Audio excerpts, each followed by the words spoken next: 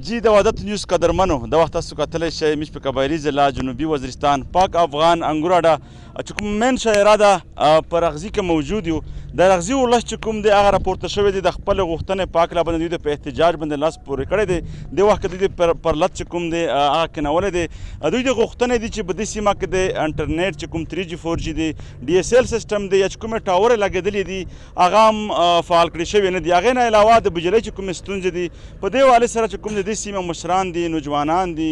علما کرام دي هغه راپورته شوي دي خپلې غوښتنې کوي نو زموږ سره دې وخت کې چې کوم نوجوانان علما کرام مشران دي هغه موجود دي دوی نه موږ تپوسونه کوو چې تاسو په غوښتنې باندې تاسو ته حکومتي چارواکي څه وایي او ستاسو غوښتنې چې کومې دي هغه کومې ځینې دي ټول نواز میږه د نورعلي ډېره شکریا ده کوي چې رغزي ته د رغزي د یوت سوسایټي چې کومه درنه ایښه کړې ده دغه تر ورسېده دغه درنه د رغزي د یوت سوسایټي د طرفه میږ ارنج کړې ده زه د رغزي د یوت سوسایټي صدر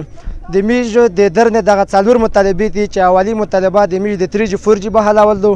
دومه مطالبه د میږ د غرلامه ټاور او د ټیپ ټاور دغه کنکشن ورکول دي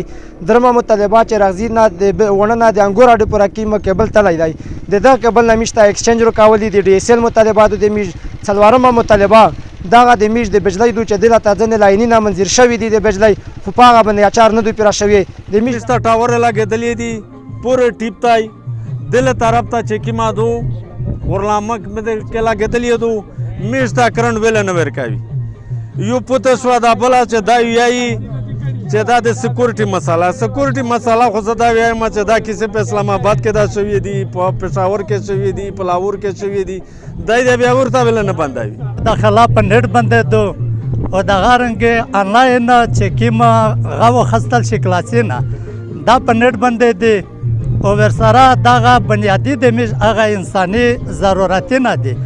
دغه نه میږ محروم یي میږ دا وایي چې فوراً د میږ دپاره دا چې کوم موجود نیټ و ویز بند شوی دی دا د فوري طور باندې بحال شي کیما دا د آبادی دا دمره آبادی دو چې د وونه نه د پتنۍ نه اروان ساته د کیز وونه لون د وونه نه جوتای د برمل تحصیل آبادی دو او په دا کې چې کیما د ټاور لاګېدل دي خالی چې کیما د کرنټ راته نه ورکوي دلته کېبل تر شوی دی دغته نه دی ورکړی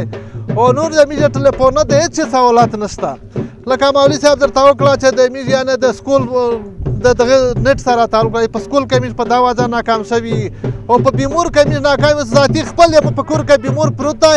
ملتان کې مې ډاکټر سره ټلیفون کړی و ده چې ته خالي نیټ تا کام ته اکسرار ولاشه اوس هغه د پوره زه په 3000 ګاډی ورته نه څه ونه تا ورو بیا هغه نه چې کومه تو نیټ ته په سکول ته د ماشټر نو سکول نه د میږ ته جوړ کو چا کیما د دغه عالي مطالبې دا یې کو په میږ په غا کو د میږ په عوام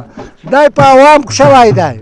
په دغه څه چې عوام نوی حکومت شای نشي کړی کامیشه کیمی د میږ ضرورت تاسو دلته په رغزي کې چې کوم احتجاجونکي دي هغې خبرې واورېدلې دوی دې وویل چې زموږ چې کوم احتجاج دی هغه به تر هغه پوره دوام لري چې څو پوره زموږ چې کومې جایزې غوښتنې دي هغه پوره کړې شوې نه وي دوی دې دا وویل چې دلته د انټرنیټ چې کوم ستونزه ده په دور جدید کې موږ د ژوند د بنیادي اسانتیاوو نه پاتې شوي یو محرومه یو دلته د انټرنیټ سهولت نشته DSL او 3G 4G موبایل کنکشن چې کوم دلته ټاورې دي هغه هم کار نه کوي ورسره د بجلۍ هم غټه ستونزه ده هغې نه علاوه دوی دا هم وایي چې دلته که زموږ چې کومې نورې هم د ژوند بنیادي چې کوم ضرورت دي هغه نه دي پوره کړې شوي دوی دا